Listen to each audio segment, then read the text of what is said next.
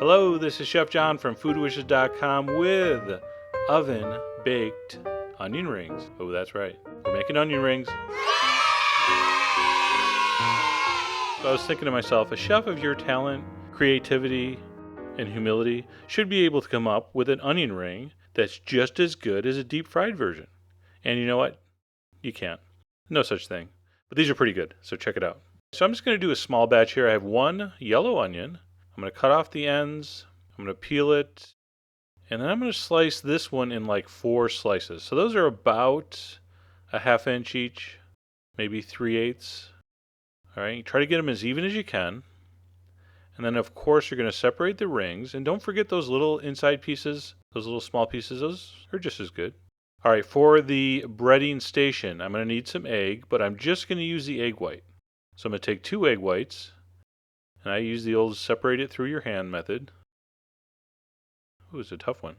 All right, so 2 egg whites. I'm going to give it a splash of regular milk, whisk that up, and I decided, because, I do that once in a while, I decided to throw in a little pinch of cayenne.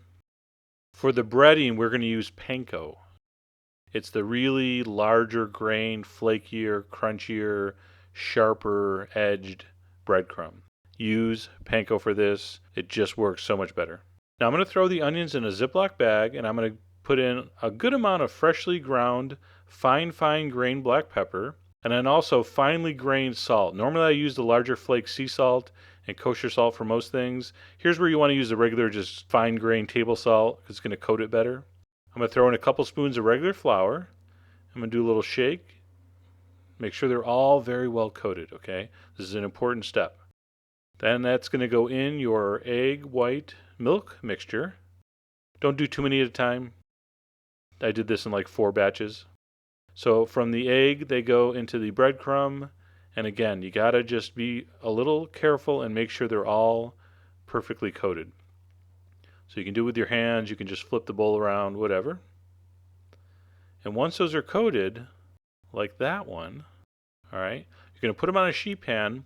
And if you want to go real low cal, you don't have to do this, but I think they come out a lot nicer because we're not going to fry them if you give them a nice spray with the vegetable oil or olive oil. And that wasn't even a spray. It was barely a spray. It was more like a spritz than a spray. They go in a very hot 450 degree oven for about 12 to 15 minutes, I'm going to guess. Mine took about 13 minutes. And they're crispy. The onion is just cooked. It's got a little bit of texture to it, sweet, delicious. Those panko breadcrumbs are really nice and crunchy with just a minimal amount of oil.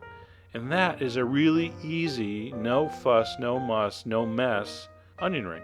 Anyway, I hope you give those a try. Very simple, very easy. Go to the site. The ingredients are there. There was 3 of them. And as always, enjoy.